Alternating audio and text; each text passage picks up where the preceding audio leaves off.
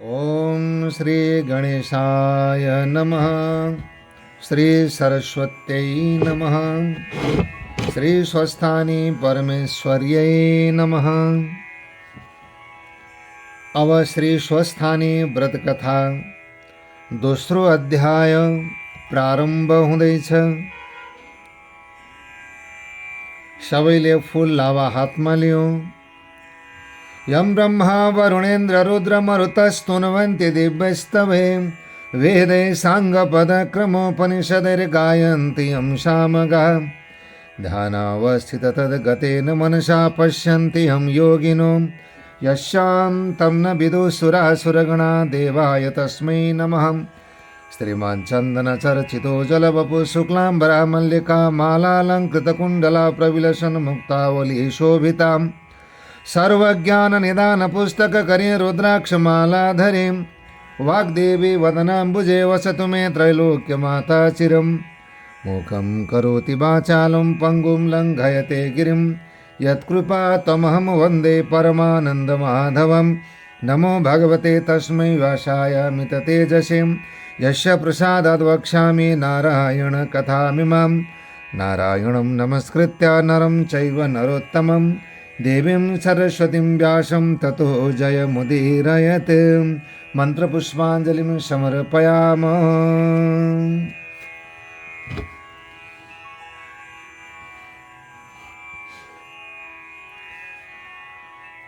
ओम श्री स्वस्थानी परमेश्वर्यै नमः। कुमारजी आज्ञा गर्नुहुन्छ हे अगस्त्य मुनि। अघि यो संसार पद्मकल्पमा जलमय छँदा परब्रह्म स्वरूप विष्णुका नाभिदेखि सहस्रदल कमल उत्पन्न भयो। त्यसै कमलमा ब्रह्मा उत्पन्न भए उनले त्यस जलमय संसारलाई देखि डराएर चारैतर्फ मुख फिराई हेरे। यसै कारण उनको चार मुख भयो। उनले आफू बसेको कमलको सतह पत्ता लगाउन त्यस कमलको डाँठभित्र पसे। धेरै तलसम्म पुग्दा पनि कमलको सतह पत्ता लगाउन सकेनन्। दिव्य 1000 वर्षसम्म कमलको नालभित्र रही फेरि सोही कमलमा आएर परब्रह्मको ध्यान गर्न लागे। उनको भक्ति देखि प्रसन्न भई ब्रह्म स्वरूप श्री विष्णुले दर्शन दिनुभयो र ब्रह्माको मोह छुटाउनु भयो। विष्णुको दर्शन पाएपछि ब्रह्माको मोह गयो र उनी श्री विष्णुको प्रेरणा पाए। त्यसै कमलमा बसी संसार सृष्टि गर्न विचार गर्दा भए। त्यसै बगतमा विष्णुका काने गुजी देखे बडा वीर पराक्रमी मधुर कैटभ भन्ने नाम गरेका 2 दैत्य उत्पन्न भए। ती मधुर कैटभ दैत्यले कहाँ के छ भनी जलमय संसारमा भ्रमण गर्दा ब्रह्मा बसाका सहस्रदल कमलनेर पुगे कमलको डाँठ देख्यो र कमलको डाँठ समाते माथि गई ब्रह्मालाई देखेर ती ब्रह्मालाई खसाल्न तयार भए। तब ब्रह्मा डराइकन योग मायाको आराधना गरेर योग माया प्रकट भएपछि बिन्ती गरे, हे ईश्वरी विष्णुलाई जागा गराइदिनु होस्। ब्रह्माको यस्तो वचन सुनि योग मायाले श्री विष्णुलाई जागा गराइन्। श्री विष्णु जागा भई मधुर कैटभ दैत्यलाई देखि क्रोधले चाँडै युद्धमा अघि सरी दिव्य 5000 वर्षसम्म जलमा युद्ध गर्नुभयो। तैपनि मधुर कैटभ दैत्यलाई जित्न नसके। हे दैत्य हो, तिमीहरू बडा पराक्रमी छौ, म सन्तोष भएँ, वरदान माग भनी विष्णुले आज्ञा गर्नुभयो। आज्ञा सुनि मधु कैटभ दैत्यले अहंकार गरी भने, हे विष्णु, युद्धमा तिमीलाई हामीले जित्यौँ, तिमी के वरदान देउला?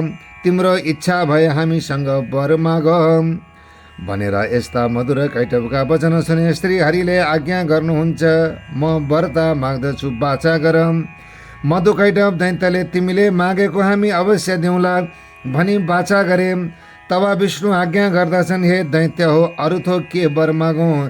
तिमी दुवैलाई म मार्छु, मेरा हातबाट मर। यस्ता विष्णुका वचन सुनि मधुर कैटभ दैत्यले भने, हे विष्णु, तिमीले कपट गरी वर माग्यौ तापनि हामीले बाचा गरेको छौँ, दिन्छौँ। अब के गरौँ भनी मनमा विचार गरी सब जलमय संसारदेखि विष्णुसँग भने, हे विष्णु, हामीलाई जल नभएका ठाउँमा मार। यति दैत्यले भनेको सुनि श्रीहरिले ती दुवै दैत्यलाई काखमा हाली हेलैसित मार्नुभयो। तिनै दैत्यको बोसो शीतकालमा तुषाराले पानी जमे झैँ समुद्रका जलमा जमे पृथ्वी भइन्। मासुले पर्वत भयो, हाडले पत्थर भयो। त्योदेखि ब्रह्माले अब संसार सृष्टि गरौँ भने पहिले चतुर्दश भुवनको 14 लोक सृष्टि गरे। कुन कुन भने भूरलोक, भूवरलोक, स्वरलोक, महरलोक, जनलोक, तपलोक, सत्यलोक, माथिका र अतल, वितल, सुतल, तलातल, महातल, रसातल, पातल यति तलका जम्मा चतुर्भुज भुवन सृष्टि गरे। 14 भुवन सृष्टि गरे। फेरि द्वीपहरूको सृष्टि गरे। कुन कुन भने जम्बुद्वीप, प्लक्षद्वीप, सालमली द्वीप, कोशद्वीप, क्रञ्चद्वीप, शाकद्वीप, पुष्करद्वीप। फेरि 7 समुद्रको रचना गर्नु लागे। कुन कुन भने छरोद समुद्र, इक्षुरसोद समुद्र, सुरोद समुद्र, घृतोद समुद्र, क्षीरोद समुद्र, दधिमण्डोद समुद्र, शुद्धोद समुद्र। पहिलो जम्बुद्वीप छारोद सिन्धुले बेष्टित छ। त्यहाँ अग्निन्द्र नाम राजा राज्य गर्दछन्। दोस्रो प्लक्षद्वीप इक्षुरसोद समुद्रले बेष्टित छ। त्यहाँ इत्मजुवा राजा छन्। तेस्रो सालमली द्वीप सुरोद समुद्रले बेष्टित छ। त्यहाँ यज्ञबाहु राजा छन्, राज्य गर्दछन्। चौथो कुशद्वीप घृतोद समुद्रले बेष्टित छ। त्यहाँ हिरण्यरेता राजा छन्। पाँचौं क्रौञ्चद्वीप क्षीरोद समुद्रले बेष्टित छ। त्यहाँ धृतपृष्ठ राजा छन्। छैटौं शाकद्वीप दधिमण्डोद समुद्रले बेष्टित छ। त्यहाँ मेधातिथि राजा छन्। सातौं पुष्करद्वीप शुद्धोद समुद्रले बेष्टित छ। त्यहाँ वितिहोत्र राजा छन्। जम्बुद्वीपको विस्तार 1,00,000 योजनको छ। यो कमलघट्टा जस्तो गोल छ। यसमा 9,000 योजन विस्तारका 9 वर्ष खण्ड छन्। यस्ता तरकी पृथ्वी रचेर फेरि अष्टपर्वत सृष्टि गर्न लागे। कुन कुन भने सुमेरु पर्वत, गन्धमादन पर्वत, कैलाश पर्वत, हिमालय पर्वत, त्रिकुट पर्वत, चित्रकूट पर्वत, चन्द्रकूट पर्वत, चन्द्रान्त पर्वत यति अष्टपर्वत सृष्टि गरे। हे अगस्त्य मुनि, अब प्राणीहरू सृष्टि गरौँ भने श्री महादेवको तपस्या गरे। दिव्य 12,000 वर्षसम्म अति कष्टसहित तपस्या गर्दा महादेव प्रत्यक्ष प्रसन्न भई दर्शन दिनुभयो। हे ब्रह्मा, तिम्रो भक्तिदेखि म सन्तोषमय वर माग भनी आज्ञा गरेको सुनि ब्रह्माले महादेवलाई नाना उपचारले पूजा गरी स्तुति गर्न लागे। हे परमेश्वर, हजुर कस्ता हुनुहुन्छ भने आफ्नो मायाले ब्रह्माण्ड संसार बनाए। आफ्ना मायामा भुलिरहेका यस्ता हजुरकन कोटि कोटि नमस्कार छ। फेरि एक मूर्तिले 3 मूर्ति ब्रह्मा विष्णु महेश्वर नाम भइरहेका यस्ता हजुरकन कोटि कोटि नमस्कार छ। फेरि जगत संसारका धनी सर्वव्यापी भइरहेका यस्ता हजुरकन कोटि कोटि नमस्कार छ। हे ईश्वर, हजुरको महिमा वर्णन गर्न अनन्त विष्णुले पनि नसकेको म कसो गरी सकौँला। हजुरका प्रसादले भुवन पाताल पर्वत द्वीप समुद्र सृष्टि गरिसकेँ। अब प्राणी सृष्टि गर्न सकौँ यति वरदान पाऊँ भनी बिन्ती गरे। यदि ब्रह्माले भनेको सुने महादेवले, हे सुरश्रेष्ठ, सृष्टिकर्ता भएका तिमी प्राणी सृष्टि गर्न सके भनी वरदान दिनुभयो। तहाँ उपरान्त ब्रह्माले मनमा हर्ष गरी श्री महादेवलाई साष्टाङ्ग प्रणाम गरी सृष्टि गर्न भनी सुमेरु पर्वतमा गए। ब्रह्माले सुमेरु पर्वतमा गई शिवलोक, विष्णुलोक, ब्रह्मलोक, उमालोक, स्कन्दलोक, नानालोक सृष्टि गरे। सबभन्दा माथि ब्रह्मलोक सृष्टि गरे। फेरि सुमेरु पर्वतका पूर्व दिशामा अमरावती सृष्टि गरे। आग्नेय कोणमा शुद्धावती सृष्टि गरे। दक्षिण कोणमा यमपुरी सृष्टि गरे। नैऋत्य कोणमा कृष्णावती सृष्टि गरे। पश्चिम दिशामा श्रद्धावती सृष्टि गरे। वायव्य कोणमा गन्धवती सृष्टि गरे। उत्तर दिशामा अलकापुरी सृष्टि गरे। ईशान कोणमा यशोमती सृष्टि गरे। यति सृष्टि गरिसके स्थावर जङ्गम सृष्टि गरे। फेरि प्राणी सृष्टि गर्न लागे। पहिले कश्यप प्रवृत्ति 100 ऋषि मनले चिताउँदैमा सृष्टि भए। हे अगस्त्य मुनि भनी कुमारले कहेर अगस्त्य मुनि भन्दछन्, हे स्कन्द कुमार, तपाईको वचन रूपी अमृतको रस मेरा कान रूपी जिब्राले बारम्बार पिउन माग्दछ। सृष्टिका कुरा सुने अब देवता दैत्य मनुष्य कस्तो रीतले सृष्टि भए त्यो सुन्नको साह्रै इच्छा भयो। आज्ञा गर्नुहोस् यदि अगस्त्य मुनिले भनेको वचन सुने। कुमारजी आज्ञा गर्नुहुन्छ हे अगस्त्य मुनि।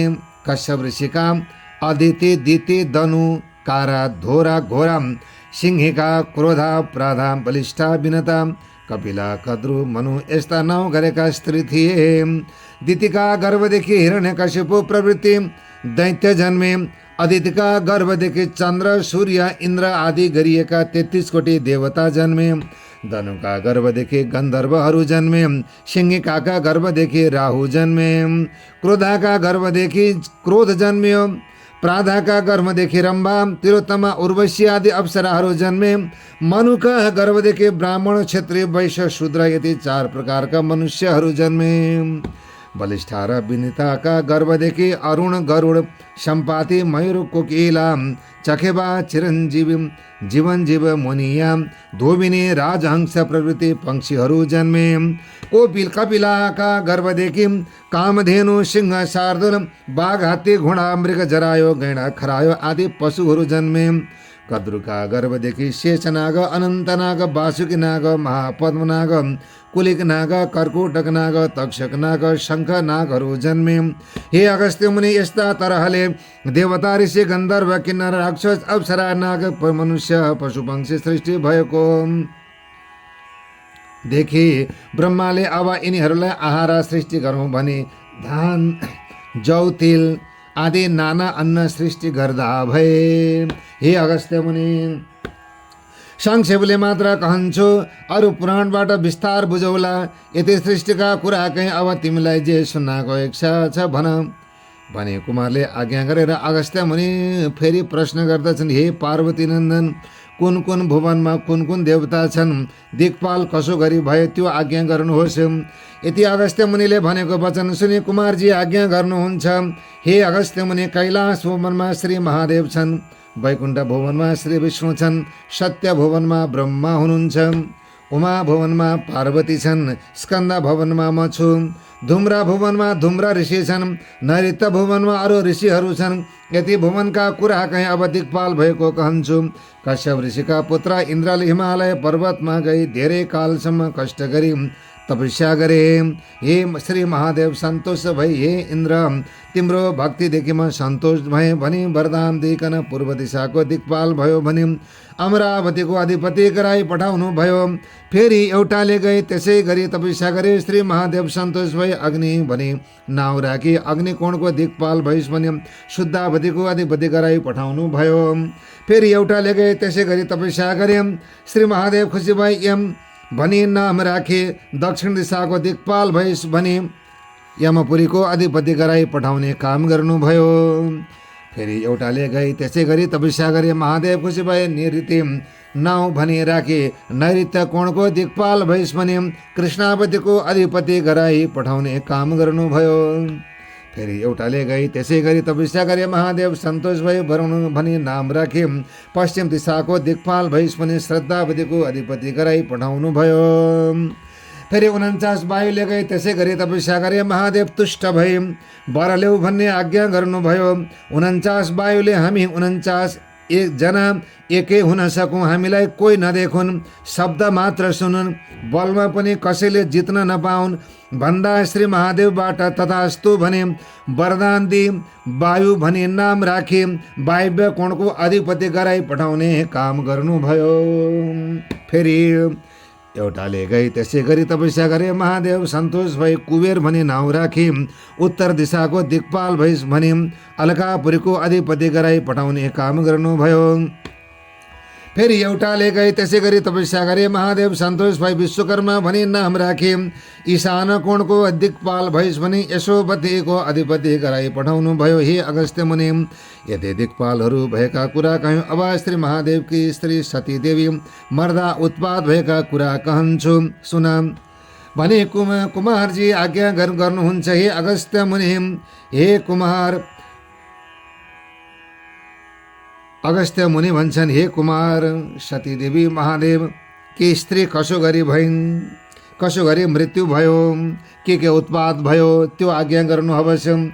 यति अगस्त्य मुनिले भनेको सुनि कुमारजी आज्ञा गर्नुहुन्छ। हे अगस्त्य मुनि सुन, अष्ट प्रजापति भनी 8 जना थिए, ती 8 प्रजापतिमा श्रेष्ठ दक्ष प्रजापति थिए।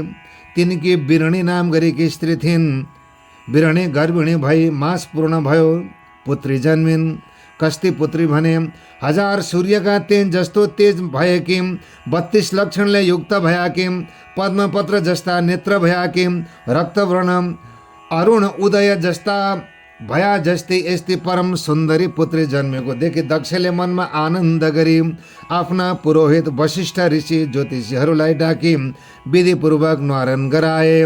वशिष्ठ आदि ज्योतिषी ऋषिहरूले ज्योतिष शास्त्रमा विचार गरी भने, हे दक्ष प्रजापति, यस बालिकाको नाम सतीदेवी भनी त्रिभुवनमा विख्यात होला भने सतीदेवी नाम राखेर दक्षले श्रद्धापूर्वक दक्षिणादि भोजन गराई विदा दिएर सबै आफ्ना आफ्ना आश्रममा जाँदा भए। श्री स्कन्द पुराणे केदार खण्डे माघ महात्म्ये कुमार अगस्त्य संवादे श्री स्वस्तानी परमेश्वर्य व्रतकथायां सतीदेवी उत्पत्ति वर्णनम नाम द्वितीयोऽध्याय। हरि ओम तत्सत्।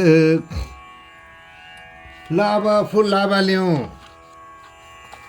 उपनेतु मंगलम वह सकल जगन मंगलालय श्रीमंतीन कर किरण निबोधित नवनलिन दल निवेक्षण कृष्ण काले वर्षतु पर्जन्य पृथिवी शस्यशालिनी देशोऽयं क्षोभरहितो ब्राह्मणाः सन्तु निर्भया अपुत्राः पुत्रिणः सन्तु पुत्रिणः सन्तु पौत्रिणः निर्धनाः सदनाः सन्तु जीवन्तु शरदां शतं तत्रैव गंगा यमुना च तत्र गोदावरी सिन्धु सरस्वती च सर्वाणि तीर्थानि वसन्ति तत्र यत्राच्युतोद्धार कथा प्रसंग या कुन्देन्दु तुषारहार धवला या शुभ्रवस्त्रावृता या वीणा वरदण्ड मंडितकरा या श्वेत पद्मासना या ब्रह्माच्युत शंकर प्रभृतिभिर्द्वै सदा वन्दिता श्यामां पातु सरस्वती भगवती निशेषजाड्यापहा कायेन वाचा मनसेन्द्रियर्वा बुद्ध्यात्मनः वा प्रकृति स्वभावात् करोमि यद्यत् सकलं परस्मै नारायणायेति समर्पये तत् मन्त्रपुष्पाञ्जलिं समर्पयामः।